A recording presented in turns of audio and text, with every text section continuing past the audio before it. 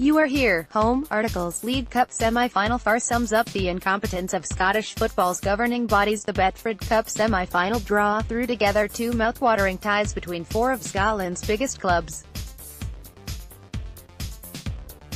A rejuvenated Hearts were paired with Brendan Rodgers' all-conquering Celtic side, whilst Aberdeen were drawn to face Rangers. The prospect of two of the biggest rivalries outside of the Old Firm and Edinburgh Derbies in the last four of the League Cup should be box office material for our game. However, this is Scottish football and there's always a high chance that our governing bodies to make a mess of things somewhere along the line, especially in the unprecedented scenario of two of our sides in Europa League action on the Thursday before semi-final weekend. On this occasion, it was the SPFL who made the ludicrous call to host both matches at the same venue on the same day. Aberdeen v Rangers at 12 o'clock and Hearts v Celtic at 7:45 p.m, with the league citing a long-standing contract with Hampden Park as their reasoning behind this decision. Immediately, Chief Executive Neil Doncaster said that they made an arrangement that suited everyone, after talks with Police Scotland and the clubs. Within hours, his lies began to unravel, with Aberdeen lashing out in a statement highlighting the fact the first train from the Granite City not getting into Glasgow until 14 minutes after kickoff, and that's before factoring in the walk to Central Station to get trains to Mount Florida and walking to the National Stadium. This was a matter that Scotrail said on Twitter they raised to the SPFL prior to the draw being made, and that the league never consulted them when they announced the lunchtime kickoff time for the Dons. Hearts were next, with Craig Levin's pre-match press conference against St Johnstone turning into a tirade against the league's decision, calling it embarrassing beyond belief. The SPFL responded in typically cowardly fashion, by releasing a botched-up question-and-answer statement as to why the two games had to go ahead on the same day at the same venue to suit their contractual obligations with Hampden and not take into account the possibility of trouble amongst the four sets of supporters with volatile relationships in the area. Meanwhile, whilst the Dons and Jambos were, justifiably, raising their concerns, the Old Firm clubs stayed quiet. What must be pointed out is that it's right that neither semi-final should be played on the Saturday given both clubs' Europa League involvement.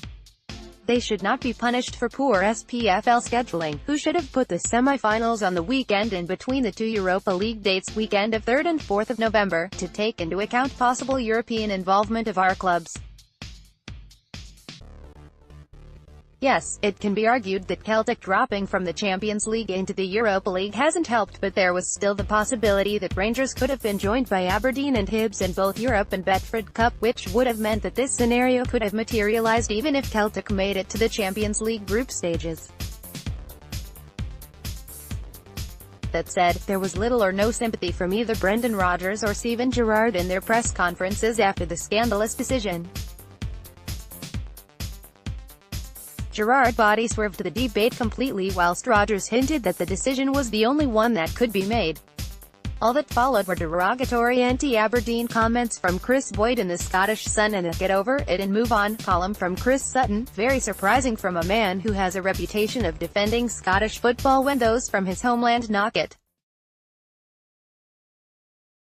Another Doncaster and Co myth was dispelled earlier in the week when police chiefs from both Police Scotland and the Police Federation urged the board to reconsider their scheduling, highlighting officers' concerns about public safety and transport issues.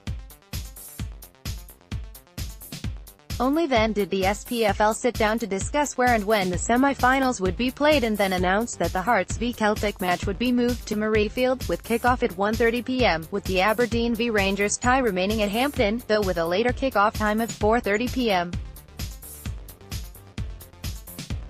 Had this been the agreement a week ago, there would have been very few complaints from any of the four parties and we could all look forward to the two matches without much controversy.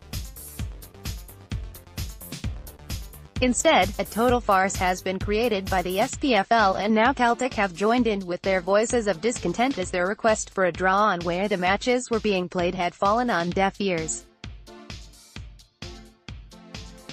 To a degree, they have a point in that they have been messed around somewhat, having been told they'd play at Hampden and now been asked to go to Murrayfield.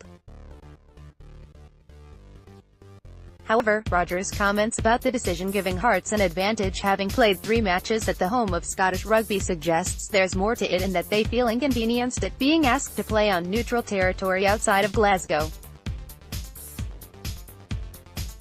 The home advantage argument can be dispelled by the fact that Hearts played that least of those 3 games, due to renovation work at Tynecastle, back in November last year, and lost 2 of those 3 winless matches, where the squad is much changed from then. Regarding the decision to have the Hearts v Celtic match at Murrayfield and not relocate Aberdeen v Rangers to Edinburgh, the correct call has been made. It could be argued that Dons and Gers fans might welcome a freshness of location, especially given the criticism of Hampden and its lack of atmosphere and outdated facilities, South Stand aside.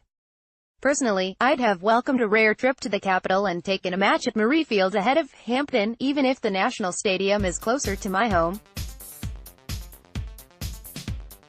However, to have 3 sets of fans travelling up and down the country would have been tough going, therefore having just Aberdeen and Celtic supporters making the journey to our country's biggest cities isn't so bad in comparison.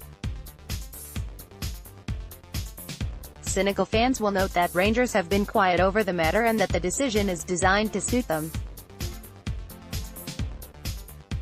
However, given the logistics mentioned before, it'd be hard-pushed to find an argument to find that the decision to move Celtic and not them is a corrupt one. Had Rangers been drawn to face Hearts and Celtic were paired with Aberdeen, it's a certainty that Gerrard's men would have made the 40-mile journey east in that scenario, after the initial decision to play both ties at Hampden on the same day was overturned, of course. There will be fresh calls for Neil Doncaster to walk in the aftermath of the farce created and subsequent lies, he told, saying the initial decision was agreed with all parties. It is the latest of many issues under his tenure to evidence the fact his position is untenable, with the fact he's been down-talking our game being the biggest problem as to why he should leave his position. However, he shouldn't be the only head to roll, and the whole SPFL board, along with their neighbours at the SFA, needs to be reviewed. There is too much self-interest that is holding back our game, and there are too many people holding a position of power despite many instances of incompetence. It is a shame that once again, a story that should be used to promote all that is positive within our game, with 2 mouthwatering and potentially cracking semi-finals involving 4 of our biggest clubs, is being overshadowed by the incompetence, inconsideration and lies of the governing bodies that run our game. There's a lot of good things happening in Scottish football these days. Unfortunately, it's being undermined by the SPFL and SFA.